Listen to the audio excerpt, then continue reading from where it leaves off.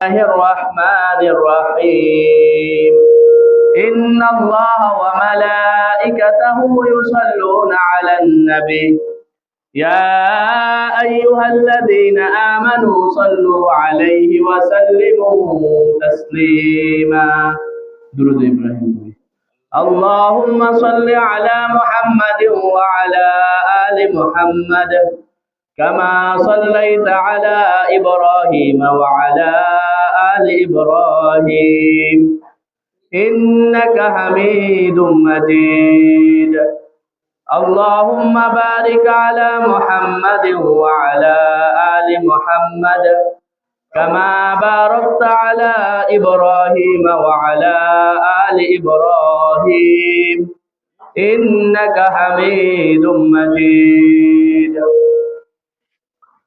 قال الله تبارك وتعالى في كلامه المجيد وفرقانه الحميد سبحان الذي أسرى بعبده ليلا من المسجد الحرام إلى المسجد الأقصى الذي باركنا حوله لنريه من آياتنا إنه هو السميع البصير وعن أنس بن مالك رضي الله تعالى عنه قال النبي صلى الله عليه وسلم فرج عن سقف بيتي وأنا بمكة فنزل جبريل ففرج صدري ثم غسله بماء زمزم ثم جاء بطست من ذهب ممتلئ حكمة وإيمانا إلى آخر الحديث أو كما قال عليه الصلاة والسلام আলহামদুলিল্লাহ আল্লাহ পাকের দরবারে অসংখ্য অগণিত শুকরিয়া যে আল্লাহ পাক রব্বুল আলামিন আমাদেরকে পবিত্র জুমার দিন জুমার নামাজ আদায়ের উদ্দেশ্যে যথাসময়ে মসজিদে আসার এবং বসার তৌফিক দান করেছেন। এজন্য আমরা সকলে আল্লাহ পাকের দরবারে শুকরিয়া আদায় করি, বলে আলহামদুলিল্লাহ। আমরা রাসূল সাল্লাল্লাহু আলাইহি ওয়াসাল্লামের মেরাজের আলোচনা শুনতেছিলাম, যার আংশিক আলোচনা আমরা গত সপ্তাহে শুনেছি। আরো অনেক আলোচনা আছে, মেরাজের মধ্যে অনেক শিক্ষণীয় অনেক কিছুই আছে। হযরত আনাস বিন মালিক রাদিয়াল্লাহু তাআলা আনহু থেকে দীর্ঘ হাদিস আসছে বুখারী শরীফের কিতাবুস সালাতের 349 নম্বর হাদিস। আনাস বিন মালিক রাদিয়াল্লাহু তাআলা আনহু থেকে, যিনি আল্লাহ রাসূলের 10 বছরের খাদেম ছিলেন।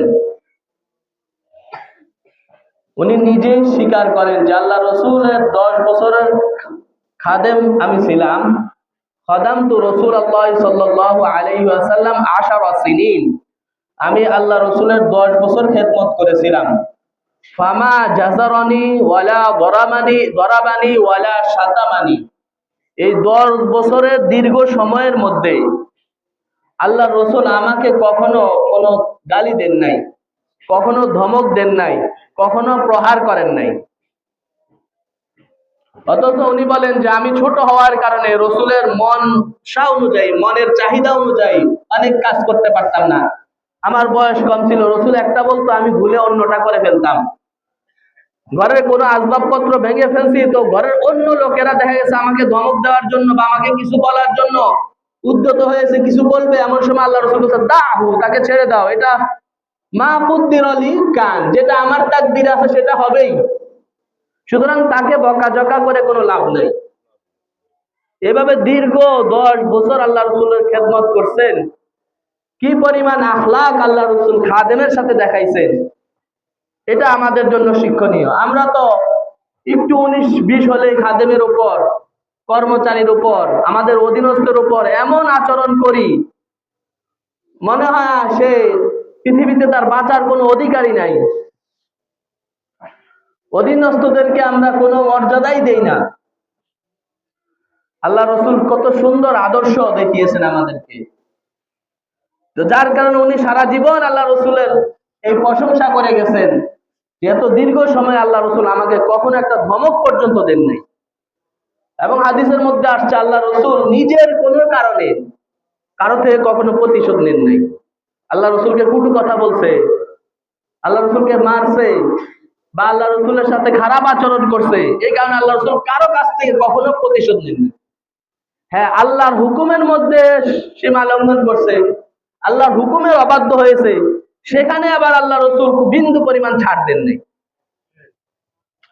তো আনাস বিন মালিক রাদিয়াল্লাহু তাআলা আনহু থেকে বর্ণিত, আল্লাহ রসুল বলেন, আমি আমার ফুফু উম্মে হানির ঘরে যখন শুয়েছিলাম, ফুরিজা আন সাকফি বাইতি, আমি যে ঘরে শুয়েছিলাম ওই ঘরের ছাদ ফেটে গেল।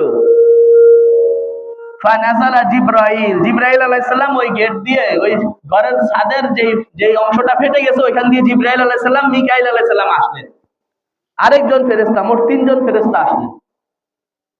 এখানে একটা প্রশ্ন, যে আল্লাহ জিব্রাইল আলাইহিস সালাম সব সময় দরজা দিয়ে আসছেন, বিভিন্ন হাদিসে আমরা পাই। একবার দরজা পর্যন্ত এসে আল্লাহ রসুলের কাছে আর ঢুকে না। আল্লাহ রসুল বলছেন, আপনি ঢুকতেছেন না কেন? বলছে, আপনার চোখের নিচে একটা কুকুরের বাচ্চা আছে। লা তাদখুলুল মালাইকাতু বাইতান ফীহি কালবুন আও তাসাওয়ির, বুখারী মুসলিমের হাদিস, যেই ঘরে কুকুরের বাচ্চা থাকে বা কুকুর থাকে, কোন ছবি লটকানো থাকে, কোন ছবি ঝুলানো থাকে, সেই ঘরে রহমতের ফেরেশতা আসে না। এজন্য যাদের ঘরে ছবি লটকানো আছে, ছবি ঝুলানো আছে, দয়া করে ছবিগুলা খুলে ফেলেন, তাহলে রহমতের ফেরেশতা ওই ঘরে ঢুকবে না। বুখারী মুসলিমের হাদিস। তো ওই হাদিসে আছে উনি এই জন্য ঢুকেন নাই। তো সব সময় দরজা দিয়ে আসলেন, আজকে কেন ছাদ দিয়ে আসলেন? ছাদ ফেটে ছাদের মাঝখান দিয়ে ফেরেশতা নেমে আসলেন কেন? মুহাদ্দিসিনগণ বলেন যে আল্লাহ রসুলকে এই দিকে ইঙ্গিত করার জন্য যে আজকে বিশেষ কিছু একটা ঘটতেছে, আজকে এমন একটা অলৌকিক ঘটনা ঘটবে যেটা ইতিপূর্বে আর ঘটে নাই। এজন্য আজকে স্বাভাবিকভাবে যেভাবে আসেন জিবরাইল আলাইহিস সালাম দরজা দিয়ে, সেখান দিয়ে না এসে ছাদ ফেটে ছাদের ফাঁকা দিয়ে আসছেন। ফাফারাজা সাদরি সুম্মা গাসালাহু বিমাই জামজামা, আল্লাহ রাসূল বলেন, আমার বুক ফাড়া হলো এবং জমজমের পানি দিয়ে আমার কলবকে জিবরাইল আলাইহিস সালাম ধৌত করে দিলেন। সুম্মা জাআ বিতাসতিম মিন যাহাবিন মুমতালিন হিকমাতান ওয়া ঈমানা, এরপর একটা স্বর্ণের পেয়ালা আনা হলো, ওই পেয়ালার মধ্যে হিকমত এবং ঈমানে পরিপূর্ণ ছিল। ওই পেয়ালা ভরা ছিল হিকমত এবং ঈমান। এটা কিভাবে ছিল? ওই জামানার মানুষের জন্য বোঝা কঠিন ছিল, কিন্তু এখন বোঝা সহজ। হিকমত এবং ঈমানেরও একটা অস্তিত্ব আছে, এটাও মাপা যায়, এটাও একটা শেকেল দেওয়া যায়। যেরকম আগের এখন থার্মোমিটার দিয়ে জ্বর মাপা যায়, জ্বর আছে কত ডিগ্রি আছে সেটা মাপা যায়, ঠিক ঈমান এবং হিকমত ওই রকমই। তো আল্লাহ রাসূল বলেন ঈমান এবং হিকমত ছিল, ওইটা আল্লাহ তাআলা আমার অন্তরের মধ্যে দিয়ে দিলেন, ঈমান এবং হিকমত। এবং একটা টুকরা বের করছেন জিবরাইল আলাইহিস সালাম আল্লাহ রাসূলের কলব থেকে, বলছেন যে হাযা হাযুম মিনাশ শাইতান, এটা হচ্ছে শয়তানের অংশ, এটা কেটে আল্লাহ রাসূলের অন্তর থেকে ফেলে দিয়েছেন। এজন্য আমাদেরকে শয়তান ওয়াসওয়াসা দেয়, আল্লাহ রাসূলের কাছে কখনো শয়তান ওয়াসওয়াসা দিতে পারতেন না, ওই তখনই ওইটা কেটে ফেলে দিয়েছেন জিবরাইল আলাইহিস সালাম। এরপর আল্লাহ রাসূলকে বাইতুল্লাহ থেকে বাইতুল মুকাদ্দাস নিয়ে গেলেন। এক জায়গায় বললেন, ইয়া রাসূলুল্লাহ, আপনি এখানে নামেন, নামাজ পড়েন। আল্লাহ রাসূল সেখানে 2 রাকাত নামাজ পড়লেন। নামাজ পড়ার পরে জিবরাইল আলাইহিস সালাম বললেন, ইয়া রাসূলুল্লাহ, এটা হচ্ছে ইয়াসরিব, মদিনার আরেক নাম হচ্ছে ইয়াসরিব। আল্লাহ রাসূল বলেন, আমি তাকিয়ে দেখলাম চতুর্পাশে অনেক খেজুর গাছ। আল্লাহ রাসূল বলেন, জিবরাইল আলাইহিস সালাম বলেন, এইটাই হচ্ছে আপনার হিজরতের ভূমি, অচিরেই আপনাকে হিজরত করে আপনাকে এই মদিনায় আসতে হবে। কিছুদিন বোরাক আনা হয়েছিল, রাসূলের বাহন জন্তু হিসেবে বোরাক। হাদিস শরীফের মধ্যে আসছে, ওই বোরাক তার দৃষ্টি যেই জায়গায় গিয়ে পড়ে তার পায়ের কদম ওইখানে গিয়ে পড়ে। এত দ্রুত গতি সম্পন্ন বোরাক, আরবি শব্দ বারকুন থেকে নির্গত, অর্থাৎ বিদ্যুৎ, বিদ্যুতের গতিতে এই বাহন জন্তু চলে, তার দৃষ্টিসীমা যেখানে গিয়ে পড়ে সেখানে তার প্রথম কদম পড়ে। এভাবে দ্রুত গতিতে আল্লাহ তাআলা ওনাকে এই বাহন জন্তুর ব্যবস্থা করেছেন মেরাজের সফরের জন্য।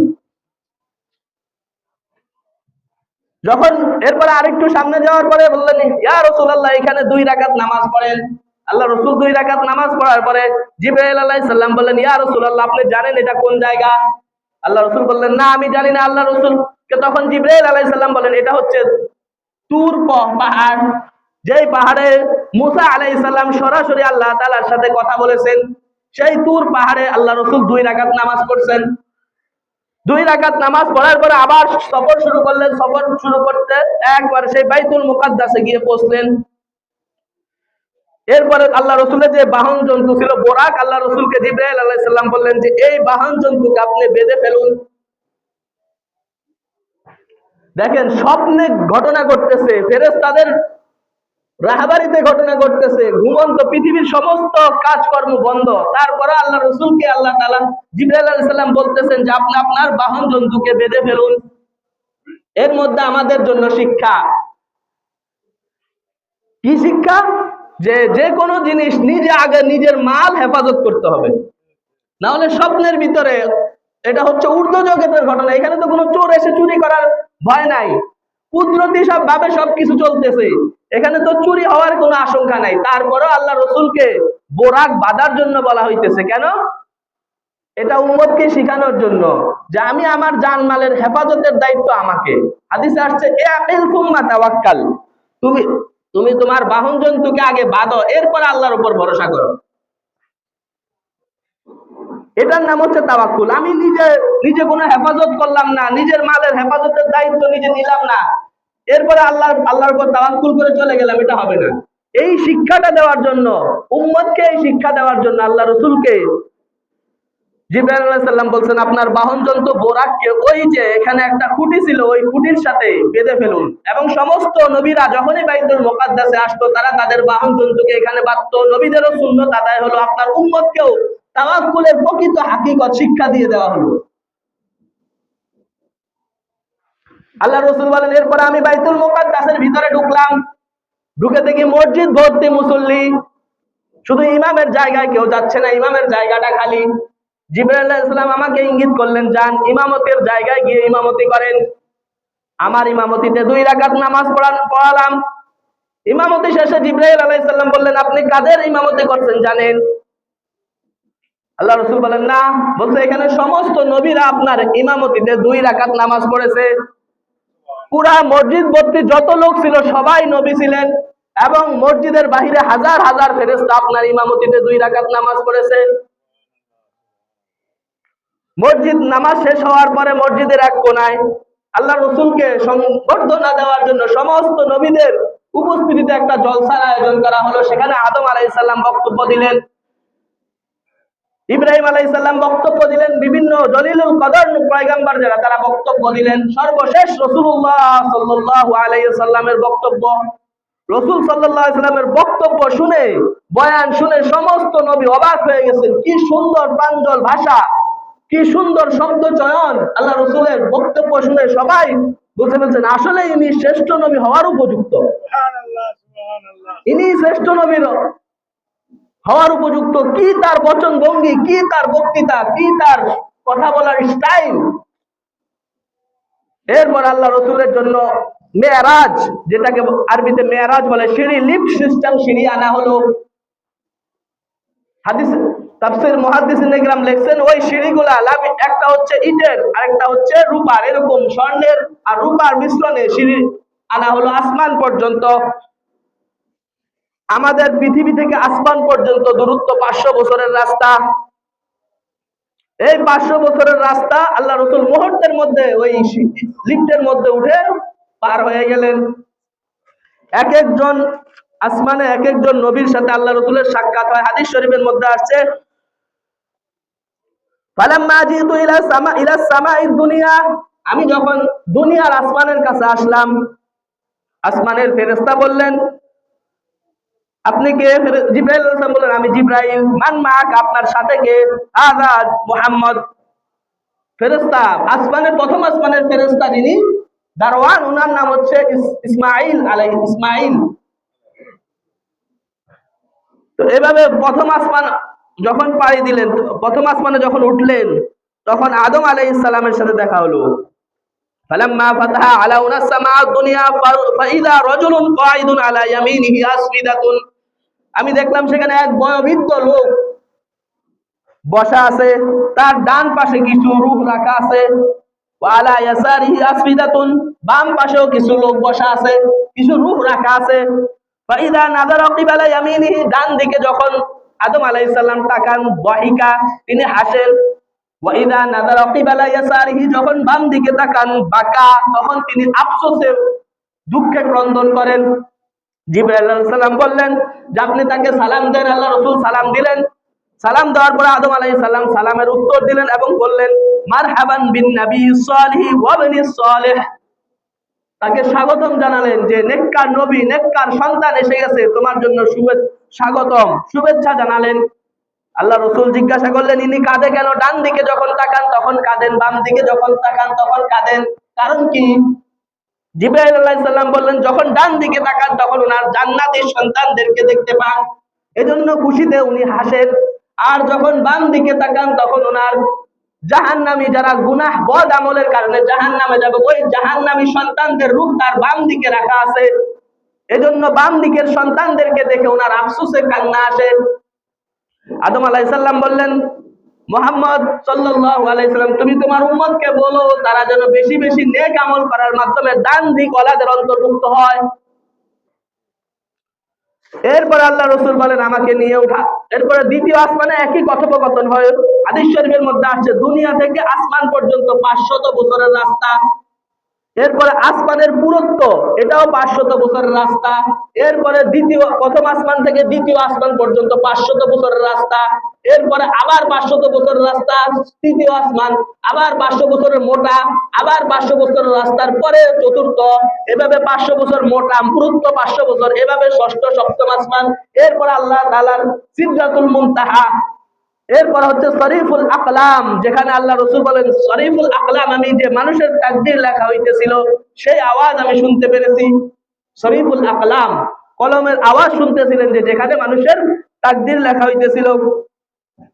তো দ্বিতীয় আসমানে ঈসা আলাইহিস সালাম এবং ইয়াহইয়া আলাইহিস সালামের সাথে দেখা হয়। ঈসা এবং ইয়াহইয়া আলাইহিস সালাম ওনারা দুইজন হচ্ছেন সম্পর্কে খালাতো ভাই। দ্বিতীয় আসমানে ওনাদেরকে আল্লাহ তাআলা রেখে দিয়েছেন, ওইখানে ওনাদের সাথে কথোপকথন হয়, সালাম বিনিময় হয়। তৃতীয় আসমানে ইউসুফ আলাইহিস সালামের সাথে দেখা হয়। আল্লাহ রাসূল বলেন ফাইদা রাআইতু ইউসুফ, আমি যখন ইউসুফ আলাইহিস সালামকে দেখলাম, রাআইতু আন্নাহু ক্বাদ উতিয়া শাতরাল হুসনি, আমি দেখলাম দুনিয়ার সৌন্দর্যের অর্ধেক আল্লাহ তাআলা ইউসুফ আলাইহিস সালামকে দান করেছেন। চতুর্থ আসমানে আল্লাহ তাআলা ইদ্রিস আলাইহিস সালামের সাথে দেখা করান। ইদ্রিস আলাইহিস সালামের কবর হয় চতুর্থ আসমানে। কোন এক কারণে ইদ্রিস আলাইহিস সালাম, ওনার তাকদীরের মধ্যে লেখা ছিল চতুর্থ আসমানে ওনার রূহ কবজ হবে। এক ফেরেশতার সাথে উনি চতুর্থ আসমানে গেছেন। চতুর্থ আসমানে যাওয়ার পরে মালাকুল মউতের সাথে ওনার সাক্ষাৎ হয়। সাক্ষাৎ হলে মালাকুল মউত ইদ্রিস আলাইহিস সালামকে দেখে বলেন আপনাকে তো আমি খুঁজতেছি, আপনার আমলনামার মধ্যে আমার কাছে যে মানুষের লিস্ট আছে, কার কোথায় কোন জায়গায় মৃত্যু হবে, কবে মৃত্যু হবে, সমস্ত কিছুর লিস্ট আজরাইল আলাইহিস সালামের কাছে দেওয়া আছে। আজরাইল আলাইহিস সালাম বলেন আপনার নামের লিস্ট আমি পেয়ে তো অবাক হয়ে গেলাম যে চতুর্থ আসমানে আপনার রূহ কবজ করতে হবে, কিন্তু আপনি তো ছিলেন দুনিয়াতে, আপনাকে পেয়ে ভালোই হইল। আমি তো প্রথমে অবাক হয়ে গেছিলাম যে চতুর্থ আসমানে ওনার রূহ কবজ করতে হবে, এটা কিভাবে সম্ভব? লম্বা ঘটনা আছে। পরে চতুর্থ আসমানে ওনার রূহ কবজ হয়। এই জন্য দুনিয়াতে ইদ্রিস আলাইহিস সালামের কোনো কবর নাই, ওনার ইন্তেকাল হয় চতুর্থ আসমানে। সেখানে আল্লাহ রাসূলের সাথে ইদ্রিস আলাইহিস সালামের সাক্ষাৎ হয়। পঞ্চম আসমানে দেখা হয় হারুন আলাইহিস সালামের সাথে, সেখানেও কথোপকথন হয়, সালাম বিনিময় হয়। ষষ্ঠ আসমানে দেখা হয় মুসা আলাইহিস সালামের সাথে। মুসা আলাইহিস সালামের সাথে কথোপকথন হয়ে আল্লাহ রাসূল চলে যাবেন, তো মুসা আলাইহিস সালাম হাউমাউ করে কাঁদতেছে। আল্লাহ রাসূল জিবরাইল আলাইহিস সালামকে জিজ্ঞাসা করেন যে মুসা আলাইহিস সালাম ক্রন্দন করার কারণ কি, কাঁদতেছে কেন আমাকে দেখে? জিবরাইল আলাইহিস সালাম বলেন কাঁদার কারণ ওনাকে জিজ্ঞাসা করা হলো। মুসা আলাইহিস সালাম বলেন যে আমি আফসোসে কান্না করতেছি, এই আমার পরে সে আসলো পৃথিবীতে, তার অসংখ্য অগণিত উম্মত জান্নাতে যাবে, কিন্তু আমার উম্মত বনি ইসরাইল অল্প সংখ্যকই জান্নাতি হবে। তারা আমার কথা মানে নাই, বেশিরভাগই তারা জাহান্নামে যাবে। অথচ সে আমার পরে আসছে, তার অসংখ্য উম্মত তার অনুসারী হয়ে, তার কথা মেনে, তার সুন্নত মেনে তারা জান্নাতি হয়ে যাবে। এজন্য আমার আফসোসে আমার কান্না হইতেছে। আমার উম্মত যদি আমার কথা মানতো, যেভাবে মুহাম্মাদের উম্মত তার কথা মানছে, আমার উম্মত যদি আমার কথা মানতো, তাহলে তারাও তো এরকম দলে দলে জান্নাতি হইতে পারতো। এই আফসোসে আমার কান্না আসতেছে। এরপরে ষষ্ঠ আসমান পার হয়ে সপ্তম আসমানে যখন গেলেন, আল্লাহ রসুল বলেন আমি দেখলাম একজন বয়স্ক লোক, একেবারে বয়োবৃদ্ধ লোক, সাদা দাড়ি, ধবধবে সাদা দাড়িওয়ালা লোক, বাইতুল মামুরের সাথে হেলান দিয়ে বসে আছে। বাইতুল মামুর হচ্ছে সরাসরি কাবা শরীফের উপরে একটা ঘর আছে, ফেরেশতাদের কাবা, ওটার নাম হচ্ছে বাইতুল মামুর। আর মানুষের কাবা হচ্ছে বাইতুল্লাহ, কাবা শরীফ। ওই বাইতুল মামুর থেকে যদি কোনো পাথর ফেলে দেওয়া হয়, ডাইরেক্ট একবারে কাবা শরীফের ছাদে এসে পড়বে, এরকম বরাবর। তো বাইতুল মামুরের সাথে হেলান দিয়ে বসে আছেন, আর ওনার আশেপাশে ছোট ছোট বাচ্চা খেলাধুলা করতেছে। আল্লাহ রসুল বলেন এই বাচ্চাগুলা কাদের এবং এরা কারা? জিবরাইল আলাইহিস সালাম বলেন এরা হচ্ছে ওই সমস্ত মুসলমানদের সন্তান, যেই সন্তানগুলো ছোটবেলায় তাদের মৃত্যু হয়ে যায়, পিতা মাতার আদর স্নেহ তারা পায় নাই, অল্প বয়সে মারা গেছে। এদেরকে আল্লাহ তাআলা ইব্রাহিম আলাইহিস সালামের হেফাজতে দিয়ে দিয়েছেন। ইব্রাহিম আলাইহিস সালামের তত্ত্বাবধানে এরা লালিত পালিত হয়, এবং এদের মধ্যে ওই সন্তানগুলো আছে যাদেরকে পিতা মাতা নিয়ত করছিল কোরআনের হাফেজ বানাবে, কিন্তু আল্লাহ তাআলা আগেই তাকে নিয়ে গেছে, কোরআনের হাফেজ তাকে বানাইতে পারে না। ইব্রাহিম আলাইহিস সালাম এই হেফজ সম্পূর্ণ এখানে করতেছেন। ইব্রাহিম আলাইহিস সালাম এদেরকে কোরআন শিখাইতেছেন। ইব্রাহিম আলাইহিস সালাম বললেন, মুহাম্মদ তোমার উম্মতকে বলে দিও জান্নাতের মাটি অনেক উর্বর, লাকিন্নাহু কিআন, তবে এটা একেবারে পুরা ফাঁকা। জমি খুব উর্বর জান্নাতের, জান্নাতের জমি উর্বর কিন্তু পুরাটাই ফাঁকা। ওয়া আন্না গিরাসাহা সুবহানাল্লাহ আলহামদুলিল্লাহ ওয়া লা ইলাহা ইল্লাল্লাহ আল্লাহু আকবার।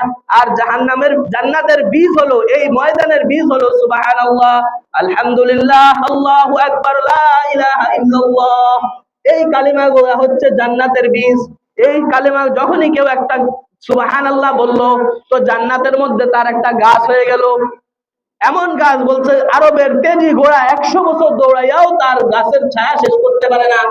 প্রত্যেকবার সুবহানাল্লাহ বললো তো তার জন্য জান্নাতের মধ্যে এক একটা গাছ হয়ে যাবে। তুমি তোমার উম্মতকে বইলো তারা যেন বেশি বেশি সুবহানাল্লাহ আলহামদুলিল্লাহ আল্লাহু আকবার লা ইলাহা ইল্লাল্লাহ এই জিকিরগুলা করে করে তারা যেন জান্নাতে অনেক বেশি গাছের মালিক হয়ে যায়। এরপর আল্লাহ রসুলকে আল্লাহ তাআলা কিছু শাস্তি দেখাইছেন। এর নামাজ পাইছেন, এটা তো গত সপ্তাহে আলোচনা করছি। মেরাজের রাত্রিতে আল্লাহ রসুলকে কিছু অপরাধের শাস্তি আল্লাহ তাআলা দেখিয়েছেন। এক জায়গায় দিয়ে যাচ্ছেন, তো এক জায়গা থেকে খুব সুঘ্রাণ আসতেছে। আল্লাহ রসুল জিজ্ঞাসা করলেন জিবরাইল আলাইহিস সালামকে, এখানে এই সুঘ্রাণ কোথা থেকে আসতেছে? আল্লাহ রসুল বলেন এটা হচ্ছে ফেরাউনের এক দাসী ছিল, তার কবর থেকে এই সুঘ্রাণ আসতেছে। তার আমল কি? জিবরাইল আলাইহিস সালাম বলেন ফেরাউনের দাসী যখন ফেরাউনের মেয়েদের চুল আঁচড়াইতেছিল, তখন তার হাতের থেকে চিরুনি পড়ে যায়, তখন সে বিসমিল্লাহ বলে ওই চিরুনি উঠায়। তখন ফেরাউনের মেয়ে বলে বিসমিল্লাহ, আবার আল্লাহ আবার কে? আমার পিতা ফেরাউন ছাড়া কি তো আরো কোনো রব আছে নাকি? বলছে হ্যাঁ আছে, মুসার রবই হচ্ছেন আসল রব, তোমার রব আসল রব না। এই কথা গিয়ে ফেরাউনের মেয়ে ফেরাউনের কাছে বলে ফেলছে, বলে দিছে। তো ফেরাউন এসে ওই তাকে গ্রেফতার করছে, বলছে তুমি আমাকে প্রভু হিসেবে মানো, তাহলে তোমাকে আগুনে পুড়ে শেষ করে দেব। হাদিসের মধ্যে লম্বা ঘটনা আসছে। সে বলছে না আমি ঈমান ছাড়বো না। পরে তাকে উত্তপ্ত তেলের মধ্যে ছেড়ে দেওয়া হয়েছে, তার সন্তান সহ, কোলের সন্তান সহ উত্তপ্ত তেলের মধ্যে ছেড়ে দেওয়া হয়েছে। ছেড়ে দেওয়ার আগ মুহূর্তে সে বলছে ঠিক আছে তুমি আমাকে হত্যা করবে, আমার মেয়েদেরকে হত্যা করবে, তবে আমার একটা দাবি, আমাদের কবর, আমাদের যে হাড্ডি গুলা, আমার মেয়ে এবং আমাকে এক কবরে রেখো। ফেরাউন তাদের এই কথা রাখছে। কত বছর আগে কবর দেওয়া হয়েছে। আল্লাহ রসুল মেরাজে গিয়ে দেখেন সেই সুঘ্রাণ উঠতেছে কবর থেকে। হাজারো বছর আগে কবর দেওয়া হয়েছে, সেই কবর থেকে সুঘ্রাণ আসতেছে। আল্লাহ রসুল সেই সুঘ্রাণ পাইছেন। যারা আল্লাহ রাস্তায় শহীদ হয় তারা মরে না। এই যে ফিলিস্তিনের কিছুদিন আগের ঘটনা, সুবহানাল্লাহ, হাদিসের সাথে কিভাবে মিলে যায়। হামাসের লাশগুলা যেখানে রাখা হয়েছে ওইখান থেকে সুঘ্রাণ আসে। তো ফিলিস্তিনের সাংবাদিকরা ইসরায়েলের সৈন্যদেরকে জিজ্ঞাসা করছে যে এদের লাশ থেকে এত সুঘ্রাণ আসে কেন? তারাও বলে এটা রহস্যজনক। তারা উত্তর দিছে এটা রহস্যজনক, কারণ এটা শহীদদের মৃত্যু নাই, তাদের তাদের এরকম সুগন্ধ আসবে, এটা তাদের রক্তগুলো আল্লাহ তাআলা মেশকে আম্বরে পরিণত করে দেন। এজন্য সুগন্ধ আসতেছে। কিছুদিন আগের ঘটনা এটা। তা আল্লাহ রসুল পরে সেখানে এটা দেখলেন যে ওই ফেরাউনের যে দাসী ছিল সেই দাসীর কবর থেকে সুঘ্রাণ আসতেছে। এরপরে সামনে কিছু দূর গেলেন, যাওয়ার পরে দেখলেন কিছু মানুষের রাআ উনাসান, এমন কিছু মানুষ যাদেরকে তাদের মাথাগুলো ফাটানো হচ্ছে। জিজ্ঞাসা করলেন এদেরকে আযাব দেওয়া হচ্ছে কেন? বলছে এরা যাকাত দিত না, যাকাত অস্বীকারী। আবার কিছু মানুষকে দেখলেন এদেরকেও বিভিন্ন আযাব দেওয়া হইতেছে। আল্লাহ রাসূল জিজ্ঞাসা করলেন এদের এই আযাব হচ্ছে কেন? বলছে এরা নামাজ পড়তো না। এরপরে দেখলেন রাআ কওমান ইউনাফিসুনা আলাল লাহমিল মুনতিনি, কিছু লোককে দেখলেন এদের পাশে দুর্গন্ধযুক্ত গোশত রাখা আছে, পাশে আবার সুগন্ধ ভালো গোশত রাখা আছে। ওই লোকগুলা ভালো গোশত না খেয়ে দুর্গন্ধময় গোশত খাচ্ছে। আল্লাহ রসুল বললেন এদের এই হিকমত কি?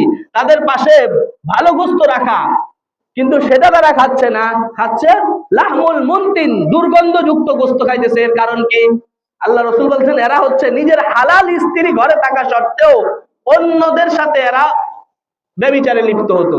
ঘরে সুন্দরী হালাল স্ত্রী আছে সেটা রেখেও তারা অন্যায়ভাবে জেনা করত। এজন্য এদের এই শাস্তি। হাউলাই উনাসুম মিন উম্মাতিকা ইয়াতরুকুনাল হালাল ওয়া ইয়াতুনাল হারাম। আল্লাহ রাসূল বলেন এরা আপনার জিবরাইল আলাইহিস সালাম বলেন এরা আপনার উম্মতের ওই সমস্ত লোক যারা হালাল ছেড়ে দিত।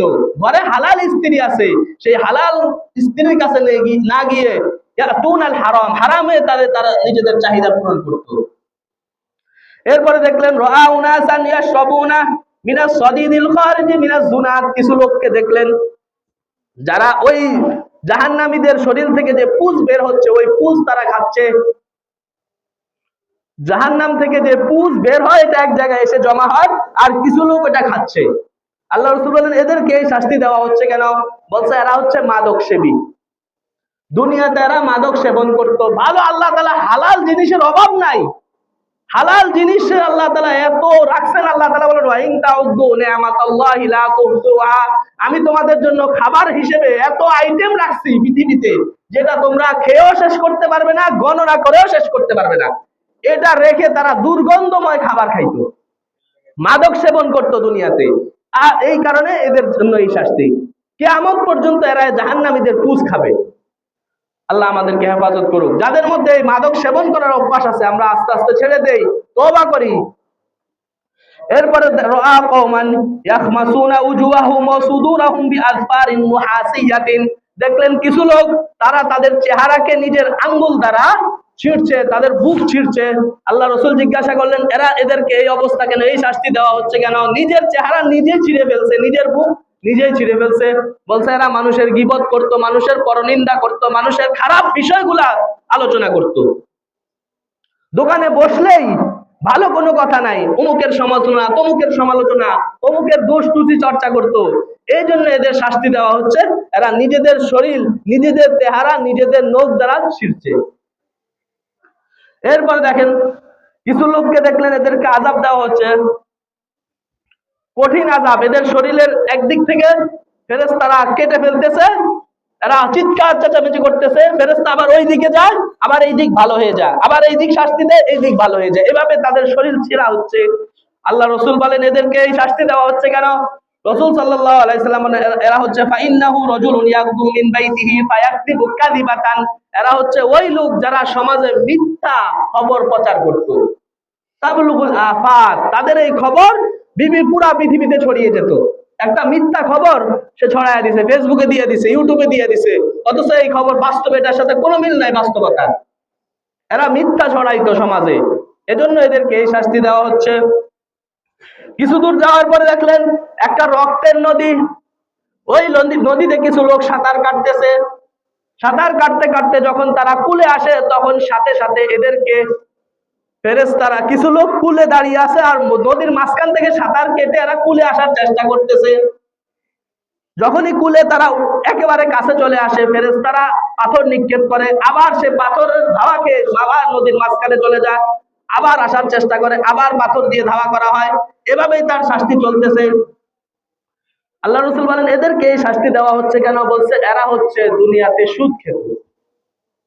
এরা সুদখোর, এজন্য এদের এই রক্তের নদীতে মানুষের রক্ত চুষে খেত। এরা গরিব অসহায় মানুষের রক্ত চুষে খেয়েছে, এজন্য এদেরকে রক্তের নদীতে কিয়ামত পর্যন্ত এরা সাঁতার কাটবে এবং কিয়ামতের মাঠে এদের কঠিন শাস্তি দেওয়া হবে। আল্লাহ রাসূল বলেন, ইয়াতুনা রিজালান, কিছু লোক কিয়ামতের মাঠে আসবে, বুতুনহুম কাল বুয়ুত, তাদের বাড়িগুলো, তাদের পেটগুলা বিশাল বড় বড় মটকার মতো হবে। তারা মিন খারিজিহা ফিহাল হাইয়াত তুরা মিন খারিজি বুতুনিহিম, ওই পেটের মধ্যে কিছু সাপ থাকবে যেটা বাহির থেকে দেখা যাবে।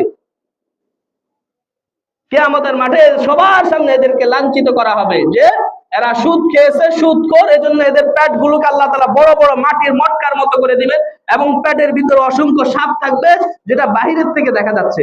এদেরকে আলাদাভাবে উপস্থিত করা হবে হাসরের মাঠে, এই সুদখোরদেরকে। সুদ খাওয়ার মাধ্যমে মানুষের অভাব যায় না। গ্রামীণ ব্যাংক বাংলাদেশে সুদ সবচেয়ে বেশি প্রচার করছে, মানুষদেরকে সুদ খাইয়েছে গ্রামীণ ব্যাংক। 1976 সালে এক মহিলা, সুফিয়া খাতুন নামক এক মহিলাকে 2000 টাকা সুদে ঋণ দেয়। 1976 সালে। এরপরে গ্রামীণ ব্যাংক প্রচার হইতে হইতে গ্রামীণ ব্যাংক শান্তিতে নোবেল পুরস্কার পায়। ওদের প্রধান ছিল ডক্টর ইউনূস। শান্তিতে নোবেল পুরস্কার পেয়ে তারা পুরা পৃথিবী জয় করছে। কিন্তু 2011 সালে এসে এই সুফিয়া খাতুন ভিক্ষা করতে করতে মারা যায়। তাহলে এই সুদ ভিত্তিক অর্থ ব্যবস্থার মাধ্যমে, সুদী লেনদেনের মাধ্যমে তার অভাব দূর করতে পারলো না। কেন? কোরআন শরীফ আল্লাহ তাআলা বলছেন সূরা বাকারা 276 নম্বর আয়াতে, ইয়ামহাকুল্লাহুর রিবা ওয়া ইউরবিস সাদাকাত, আল্লাহ তাআলা সুদের মধ্যে কোনো বরকত রাখেন নাই। ওয়া ইউরবিস সাদাকাত, আল্লাহ তাআলা বরকত রাখছেন দান সদকার মধ্যে। দেখেন আমাদের নলেজে যেটা বলে পুরাই উল্টা। আমাদের নলেজ বলে আমি ব্যাংকে টাকা রাখলাম, 10 লাখ টাকা রাখলাম, মাসে মাসে 10,000 টাকা পাইতেছি। এটা তো বাহ্যিক ভাবে দেখা যাচ্ছে লাভ হচ্ছে, আমার 10,000 টাকাও রয়ে গেল, আবার মাসে মাসে টাকাও পাইতেছি। আর দান করতেছি তো আমার টাকা কমে গেছে। কিন্তু দেখেন সূরা বাকারার 276 নম্বর আয়াত আপনারা খুলে দেখেন, আমার কথা বিশ্বাস না হলে আছে কিনা। ইয়ামহুল্লাহুর রিবা, আল্লাহ তাআলা বলেন সুদের মধ্যে আমি আল্লাহ কোনো বরকত রাখি নাই। ওয়া ইউরবিস সাদাকাত, বরকত আছে সদকার মধ্যে। যার কারণে এই গ্রামীণ ব্যাংকের উসিলায় যত মানুষ ঋণ নিছে, একটা মানুষও সচ্ছল হইতে পারে নাই। এই সুদী লেনদেন যারাই করছে, দেখলেন তো সুফিয়া খাতুন শেষ পর্যন্ত ভিক্ষা করতে করতে মারা গেছে। অথচ তারা শান্তিতে নোবেল পুরস্কার পাইছে, কত কিছু পাইছে, কত অ্যাওয়ার্ড তারা অর্জন করছে, কিন্তু দারিদ্রতা দূর করতে পারে নাই। এটার মধ্যে আল্লাহ তাআলার অভিশাপ আছে। দারিদ্রতা দূর করার জন্য ইসলামী ব্যবস্থা হচ্ছে যাকাত ব্যবস্থা। সুদী ব্যবস্থাপনার দ্বারা মানুষের অভাব দূর হবে না। হ্যাঁ, যাকাত ভিত্তিক যদি অর্থ ব্যবস্থা চালু হয় তাহলে মানুষের অভাব দূর হবে। বাংলাদেশে যেই পরিমাণ কোটিপতি আছে, হিসাব, সরকারি হিসাব অনুযায়ী যেই পরিমাণ টাকা কোটিপতিদের সরকারি ব্যাংকে জমা আছে, বাংলাদেশে 15 লক্ষ লোক আছে ভূমিহীন, যাদের ঘর বাড়ি নাই। সবার যাকাত যদি 2.5% হারে যাকাত হিসাব করা হয়, প্রত্যেকটা ভূমিহীন লোক 3.5 লক্ষ টাকা করে পাবে। এটা সরকারি হিসাব অনুযায়ী। সবাই যদি যাকাত দেয় তাহলে প্রত্যেকটা ভূমিহীন লোক 3.5 লক্ষ করে পাবে। এক বছরে বাংলাদেশের 15 লক্ষ ভূমিহীন ভূমিওয়ালা হয়ে যাবে। তাদের আর ভূমিহীনতার থাকবে না, তারা ঘর বাড়ি মালিক হয়ে যাবে এক বছরে। দ্বিতীয় বছর যদি আবার 3.5 লাখ করে দেয়, যাকাত হচ্ছে তামলিক, আপনি তাকে মালিক বানিয়ে দিবেন। এই 3.5 লাখ টাকা দিয়ে সে কোনো একটা ব্যবসা শুরু করলো, তারা একটা সেলাই মেশিন কিনে দিলেন, তারা একটা অটো কিনে দিলেন, এর দ্বারা তার অভাব দূর হবে। কিন্তু ওই কিস্তি থেকে যারা নিয়ত করছেন যে কিস্তি থেকে টাকা নিয়ে আমি অটো কিনবো, আমার অভাব দূর হবে, আল্লাহর কসম, আল্লাহর কোরআন সাক্ষী, আল্লাহর কোরআনের ঘোষণা, কিস্তি থেকে টাকা নিয়ে আপনি আপনার অভাব দূর করতে পারবেন না। এটা আল্লাহর কথা বিশ্বাস করে নেন। আপনার কাছে 3,000 টাকা আছে, এটা দিয়ে আপনি ছোটখাটো কোনো ব্যবসা শুরু করেন, হালাল ব্যবসা, এটার মধ্যে বরকত হবে। আর কিস্তি থেকে 3 লক্ষ তুললেও এটার মধ্যে বরকত হবে না, ওইটা দ্বারা আপনার দারিদ্রতা দূর হবে না। এটা আল্লাহর কোরআনের ঘোষণা। ইয়ামহাকুল্লাহুর রিবা ওয়া ইউরবিস সাদাকাত, আল্লাহ তাআলা সুদের মধ্যে বরকত রাখেন নাই, সুদকে আল্লাহ তাআলা ধ্বংস করে দিবেন। আর সদকার মধ্যে, দান সদকার মধ্যে আল্লাহ তাআলা বরকত রাখছেন। এজন্য যারা এখনো আমরা বিভিন্ন এনজিও থেকে ঋণ নেই সুদের ভিত্তিতে, এগুলা ছেড়ে দেই, এটা আল্লাহর সাথে যুদ্ধ করার সমতুল্য। নমরুদ আল্লাহর সাথে যুদ্ধের ঘোষণা করছে, তাফসীরে কিতাবে আছে। ফেরাউন আল্লাহর সাথে যুদ্ধ ঘোষণা করছে। আল্লাযীনা ইয়াকুলুনা রিবা, আল্লাহ তাআলা বলেন যারা সুদ খায় তারা আমি আল্লাহর সাথে যুদ্ধের ঘোষণা করে। সর্বশেষ মেরাজের আরেকটা চমৎকার ঘটনা আছে, এটা বলে আজকে মেরাজের আলোচনা শেষ। বাদশাহ হিরাক্লিয়াসের কাছে আল্লাহ রাসূল দাওয়াতি পত্র পাঠালেন, রোমের বাদশাহ। তো সেখানে আল্লাহ রাসূলের পত্র দেখে রোমের বাদশাহ চিন্তা করলো যে মদিনার কোনো কাফেলা আছে কিনা, মক্কার কোনো কাফেলা আছে কিনা। তো আল্লাহ রাসূলের একেবারে কুরাইশ বংশের আবু সুফিয়ান তখন কাফেলা নিয়ে ওই রোমে গেছে, ইতালি। তো আবু সুফিয়ানকে ডাকা হয়েছে যে এই যে তোমাদের মধ্যে একজন লোক নবী দাবি করতেছে, সে তোমার কি লাগে? বলছে সে আমার একেবারে নিকট আত্মীয়। বলছে তার ব্যাপারে বলো। বলছে সে তো খুব ভালো কথা বলে, আত্মীয়তা সম্পর্কে ছিন্ন করে না, সত্য কথা বলে, এইভাবে প্রশংসা করছে। কারণ পিছনে আবার লোক সেট করা আছে, যদি সে কোনো মিথ্যা কথা বলে আমাকে তোমরা বলে দিবা। তো আরবের লোক দেখেন, তারা কাফের মুশরিক, কিন্তু মিথ্যা বলাকে তারা নিজেদের জন্য দোষের মনে করতো। তখনও কাফের অবস্থায় সে একটা মিথ্যা কথা বলে নাই।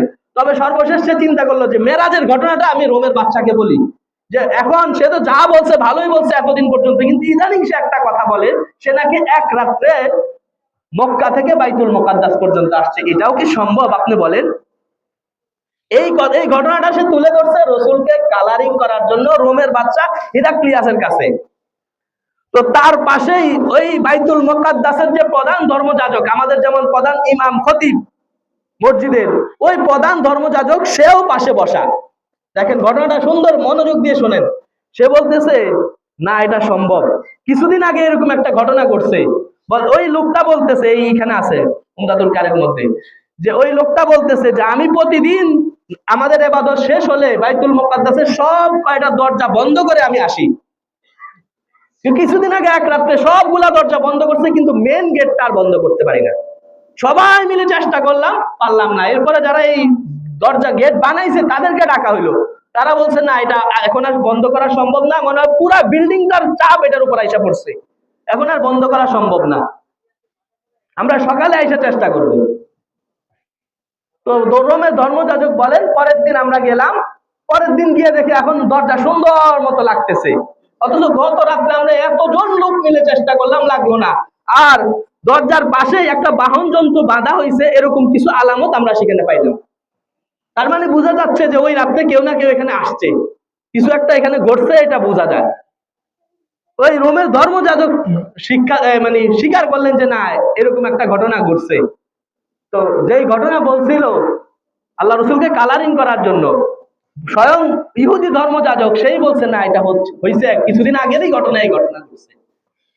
এভাবে আরো অনেক ঘটনা ঘটছে আল্লাহ রসুলের এই মেরাজের মধ্যে। তো মেরাজের মূল শিক্ষা ছিল নামাজ। আল্লাহ রসুল এই মেরাজের মাধ্যমে নামাজ পেয়েছেন, এবং এই সুদ না খাওয়া, গীবত না করা, মিথ্যা সমাজে না ছড়ানো। গীবত করবে তাদেরকে শাস্তি কি, এটা আল্লাহ রসুল দেখাইছেন। আল্লাহ তাআলা এই সমস্ত গুনাহ থেকে, এগুলা সব সরাসরি আল্লাহ রসুল দেখে আসছেন। এই সমস্ত গুনাহ থেকে, গীবতের গুনাহ থেকে, মিথ্যার গুনাহ থেকে, সুদের জড়িয়ে পড়া থেকে, নামাজ ছেড়ে দেওয়ার গুনাহ থেকে, সুদ খাওয়া থেকে, পরনিন্দা, এই সমস্ত গুনাহ থেকে আল্লাহ তাআলা আমাদেরকে পরহেজ করার তৌফিক দান করুন। সঠিক আমল আমরা করতে পারি, আল্লাহ তাআলা আমাদেরকে তৌফিক দান করুন। আমিন ওয়া আখিরু দাওয়ানা আলহামদুলিল্লাহি রাব্বিল আলামিন। আমরা যারা সুন্নাত মেনে সুন্নাত